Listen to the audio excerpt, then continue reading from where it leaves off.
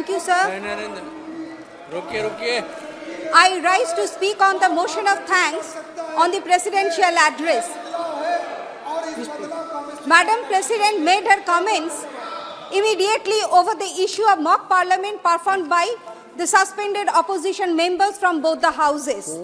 When we were suspended because of our demand from the Honorable Home Minister to give his statement regarding the safety and security issue of the Parliament House. But Madam President chose to remain silent.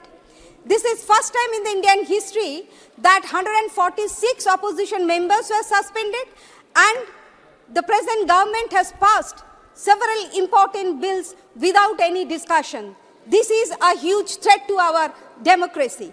But I am surprised by the shocking silence maintained by our Honorable President over the heinous crime committed against 2 tribal women in Manipur. The situation of Manipur is still unstable even after 8 months of the incidents. It is astonishing that there is no mention about Manipur issue in her speech. The Madam President didn't say anything, not a single word, when women wrestlers were being manhandled and inhumanly dragged by cops during their peaceful protest. Well, the entire nation expected a remark from her.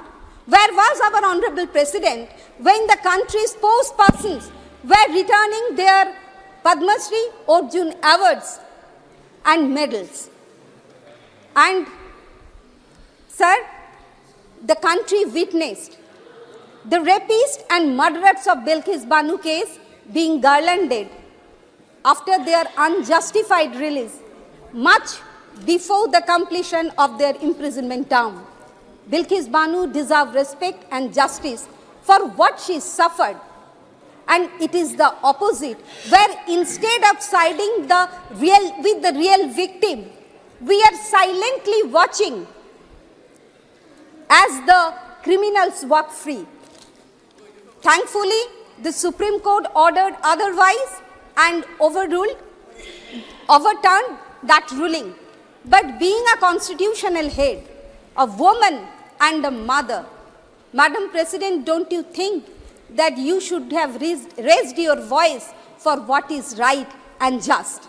And other critical issues of national importance like rising unemployment and inflation, Madam President continues to remain silent.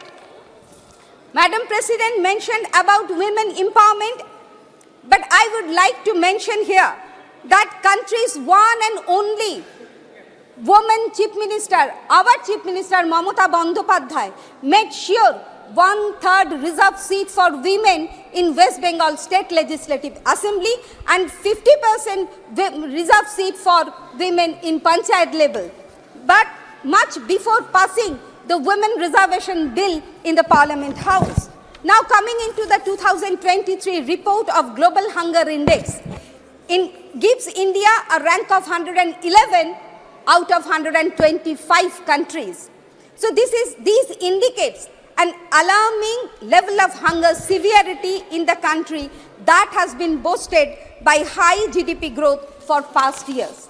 Additionally, the 2023 report of the NCRB, which was released very recently, shows crimes against scheduled caste went up 30% and against scheduled tribe by 14.3%. Reserved seats meant for scheduled caste and scheduled tribe are lying vacant in different government institutions and departments, and appropriate actions are not being taken for. Madam, please conclude. To fill up these vacant posts. Sir, child rape case also witnessed a staggering 90% increase from 2016 to 2022 as per analysis of NCRB data conducted by Child Rights NGO. So it is clear that in reality, when it comes to the actual well-being and social and economic development and empowerment of India's people, there is really not much that has progressed, if not deteriorated. Please for the conclude. worse. Yes, only 1 minute. Please but conclude. somehow, Madam President, you choose to overlook these issues and remain silent. And in this context, I would like to quote the father of our nation, Mahatma Gandhi, who said, quote, "Silence becomes cowardice when occasion demands, speaking out the whole truth and acting accordingly," unquote. Sir, your silence on crucial matters of the country on multiple incidents of blatant injustice indicate you have sadly picked the wrong side. And through this short intervention, it is my humble attempt to urge you, Madam President, to open your eyes and speak up for what is right. Thank you, sir. Thank you.